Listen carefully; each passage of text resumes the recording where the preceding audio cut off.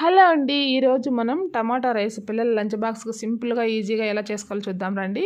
Stove మీద ఒక గిన్నె పెట్టుకొని ఆయిల్ 2 స్పూన్ల ఆయిల్ 2 స్పూన్ల నెయ్యి వేసాను. అందులోనే పచ్చిమిర్చి, చెక్క, లవంగము, ఉల్లిపాయలు సన్నగా తరిగిన ఉల్లిపాయలు వేసి 2 యాలకులు కూడా దంచి వేసాను.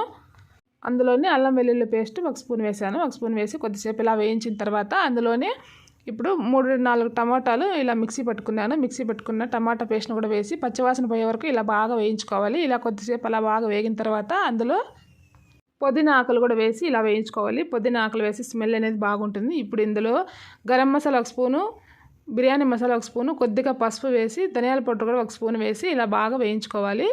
సరిపడే సాల్ట్ కూడా వేసాను. సాల్ట్ కూడా వేసి ఇలా వేయించుకున్న తర్వాత పచ్చివాసన పోయే వరకు అలా వేగితే సరిపోతుంది. చాలా బాగుంటుంది. ఇప్పుడు ఇందులో హాఫ్ అన్ అవర్ ముందే 2 గ్లాసుల బియ్యాన్ని నానబెట్టాను. ఆ నానబెట్టిన బియ్యాన్ని కూడా ఇలా వేసి 2 గ్లాసుల బియ్యానికి 4 గ్లాసుల వాటర్ పోసి ఇలా బాగా ఉడికించుకోవాలి. చూడండి, 4 గ్లాసుల వాటర్ అయితే కరెక్ట్గా సరిపోతుంది.